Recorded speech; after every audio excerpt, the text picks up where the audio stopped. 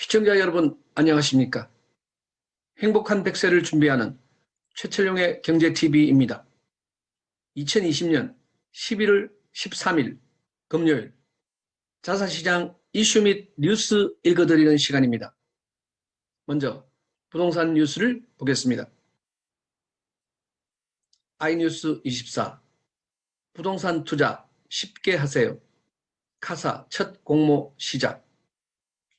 상업용 부동산을 모바일 앱으로 사고 팔 수 있는 카사코리아가 개발한 플랫폼 카사는 하나은행, 한국토지시탁과 손잡고 첫 공모 상장 빌딩과 일정을 공개했다고 12일 밝혔습니다. 플랫폼에 상장될 1호 건물은 서울 강남구 역삼동의 역삼 런던빌이라고 합니다. 카사는 오는 11월 25일부터 12월 4일까지 8일간 투자자 공모에 나선다고 합니다. 역삼 런던빌은 지하 1층, 지상 8층 규모의 신축 빌딩입니다. 지하철, 강남역, 역삼역, 양재역에서 도보 10분 내 이동이 가능한 역세권에 위치해서 향후 지속적인 가치 상승이 기대된다는 게 카사 측의 설명입니다. 카사 앱을 통해 선착순으로 공모에 참여할 수 있습니다. 공모 총액은 약 101억 원이라고 합니다. 디지털 수익증권, 즉 DABS 203만 6천 주가 발행되며 1DABS당 5천 원이라고 합니다. 카사코리아는 소수 고액 자산가와 기관만의 투자 영역이었던 도심 상업 빌딩에 개인도 안전하고 쉽게 투자할 수 있는 혁신 플랫폼 카사를 개발해 금융위원회로부터 지난해 혁신 금융 서비스로 지정받았었습니다. 네, 이로써 누구나 건물주 시대가 활짝 열렸습니다. 저도 이제 곧 건물주가 될 수 있습니다. 너도 나도 소액 투자로 건물주 시대가 열렸습니다. 네, 카사코리아 앞으로 주목되는 기업입니다. 다음 금융 주식시장 이슈앤뉴스 매일경제 1370억 주식투자 수익률 마이너스 98.5%. 부동산은 1277억 중 100억만 남아. 옵티머스 자산운용이 공공기관 매출 채권에 투자한다며 끌어모은 자금 5천억 원이 부동산과 주식, 부실 비상장 기업 채권 등에 투자된 것으로 확인됐습니다. 투자는 대부분 부실했고 주식 부문에서는 마이너스 98.5%의 처참한 손실을 기록했습니다. 11일 금융감독원에 따르면 3일 회계법인이 실사한 옵티머스 자산운용의 실체 투자액은 3,515억 원으로 총 63개 자산에 분산 투자됐습니다. 환매 중단된 규모가 5,146억 원인데 1,600억 원가량은 횡령, 돌려막기, 운영비 등으로 사라져서 실사가 불가능했다고 합니다. 옵티머스는 외관상 CPNS, 아트리 파라다이스, 대부 DK 등의 비상장 회사에 투자한 것으로 나타났지만 실상은 이들 비상장사를 자금 세탁처인 도관체, 즉 모기지 투자를 위해 설립한 자산 유동화법인 이 도관체로 활용해서 부동산과 주식, 채권 등의 마구잡이 투자를 일삼은 것으로 조사됐습니다. 실사 결과 옵티머스 부동산 투자의 회수 가능액은 최대 342억 원이며 최악의 경우 100억 원밖에 건지지 못하는 것으로 분석됐습니다. 일부 부동산 투자에서는 옵티머스가 사기를 당해서 전액 손실 처리한 경우도 있었다고 합니다. 네, 과거에도 이러한 유형의 사기는 줄곧 있어 왔습니다.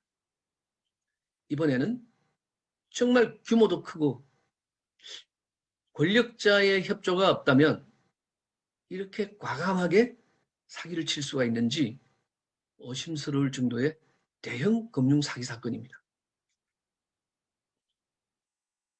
다음, 소상공인 창업시장, 한국경제, 소상공인 줄도산 막자, 은행들 총력 지원 나섰다. 은행들이 신종 코로나 바이러스 감염증 코로나19로 타격을 입은 소상공인과 중소기업에 대한 금융 지원을 강화하고 있다고 합니다. 플랫폼 서비스를 이용해 더딘 정산으로 자금난을 겪는 소상공인에게 대금을 미리 내주거나 청년 창업가를 위해 저금리 대출을 해주는 방식입니다. 코로나19 사태가 장기화할 조짐인데다 내년 이자 유예 조치가 풀리면 한 개 기업이 폭증할 것으로 우려돼 총력 지원에 나섰다는 분석입니다. 금융권에 따르면 시중은행들은 재원 소진으로 멈췄던 소상공인 정책 대출을 다시 재개했다고 합니다. 은행들이 중소기업과 소상공인 지원에 팔을 걷어붙인 것은 내년에 불어닥칠 위기를 미리 준비하려는 차원입니다. 은행 관계자는 코로나19 사태 이후 이자 유예 조치로 중소기업, 소상공인의 부실이 수면 아래 감춰져 있는 상황이라고 말했습니다. 금융위원회에 따르면 은행과 정책금융기관, 이 금융사들이 올 들어 9월 말까지 만기를 연장해준 대출은 75조 8천억 원, 이자 상환 유예액은 1,075억 원에 달하고 있다고 합니다. 코로나19 영향으로 한 개 기업, 즉 3년 연속 이자 비용보다 영업이익이 적은 기업, 한 개 기업이 비중이 커지고 있습니다. 네, 약간의 자금으로 소상공인들이 숨통을 털 수가 있을지는 모르는 상황입니다만은 그럼에도 불구하고 은행권들이 이 상황을 벗어날 수 있도록 자금 지원을 통해서 자영업자, 중소기업이 아직은 버틸 수 있다면 얼마나 다행한 일입니까?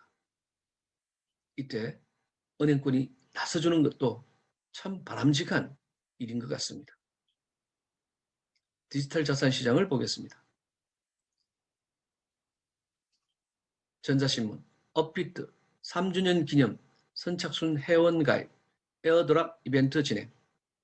오늘은 디지털 자산 코인 에어드랍에 대해서 얘기를 해보겠습니다. 투자는 투자자 본인의 책임하에 하는 것이며 본 소개는 매수 의견이 아님을 밝혀드립니다. 코인 에어드랍. 자, 에어드랍이 뭔가요? 에어드랍이라는 것은 에어와 드랍의 합성어가 되겠죠. 에어, 즉 공중입니다. 드랍, 떨어뜨리는 것이죠. 공중에서 떨어뜨린다는 뜻입니다. 미국의 양적 완화 시 달러를 대량 투입해서 헬리콥터 머니와 비슷한 개념입니다. 특정 코인 소유자에게 코인을 무상으로 공짜로 준다는 의미입니다. 주식에서 무상증자와 비슷한 개념입니다. 에어드랍이란 특정 암호화폐를 보유한 사람에게 어떤 비율로 다른 암호화폐를 무상 지급하는 것을 말합니다. 예를 들면 이더리움 지갑에 이더리움을 1000개 소유하고 있다면 이더리움 클래식을 무상으로 1000개 지급한다. 이러한 것입니다. 때문에 이더리움을 가지려고 하는 욕구로 인해서 가격이 오르는 호재가 되기도 하는데 다만 에어드랍 후에는 가격이 다시 하락할 수가 있습니다. 에어드랍을 하는 이유는 첫 번째는 인지도 확보입니다. 초기 코인의 생존을 결정짓는 것은 토큰의 인지도를 확보하는 일입니다. 시장이 빠르게 성장하면서 각각의 토큰들 간의 경쟁이 점점 과열될 수밖에 없습니다. 아무리 뛰어난 블록체인 기술을 보유하더라도 마케팅에서 실패한다면 투자자들의 눈에 띄지 못한 채 사라질 것입니다. 두 번째로 사용자의 커뮤니티를 구축하는 것입니다. 에어드랍은 얼리 어답터의 네트워크를 구축하는 전략의 일환으로 사용될 수가 있습니다. 사용자가 많은 커뮤니티 구축이 하나의 에어드랍의 이유가 되겠습니다. 세 번째는 마케팅 효과입니다. 암호화폐 생태계에서 ICO와 코인의 생존 여부에는 마케팅이 정말 중요합니다. 마케팅이 안 되어 사라지는 암호화폐도 수두룩합니다. 에어드랍은 암호화폐 및 토큰 프로젝트 팀에게서는 필수적인 프로젝트입니다. 많은 홀더들과 커뮤니티, 미디어 등에 자연스럽게 사람들에게 알려지게 됩니다. 보통 에어드랍을 하기 전에 스냅샷이라는 과정을 밟게 됩니다. 스냅샷이라는 것은 사진을 찍는 것인데 증명사진이죠. 스냅샷이란 개인이 소유한 지갑 또는 거래소 지갑에서 특정한 시점에 코인 또는 토큰을 소유한 것을 기록하는 것입니다. 예를 들면 비트코인 캐시 10만 번째 블락일 때 시점이 2020년 11월 15일 18시 30분에 스냅샷을 진행한다고 하면 그 시점에 지갑에 비트코인 캐시를 보유하고 있어야 합니다. 따라서 대부분 스냅샷 진행 전에 코인 가격이 상승하고 스냅샷 진행 후 하락한다고 보시면 되겠습니다. 조금 더 쉽게 말하자면 어떤 특정 시간에 코인 보유 증명을 사진으로 촬영하는 것에 비유될 수 있습니다. 오늘도 끝까지 영상을 시청해 주신 여러분께 감사드립니다. 최철용의 경제TV 여기서 마치겠습니다. 감사합니다.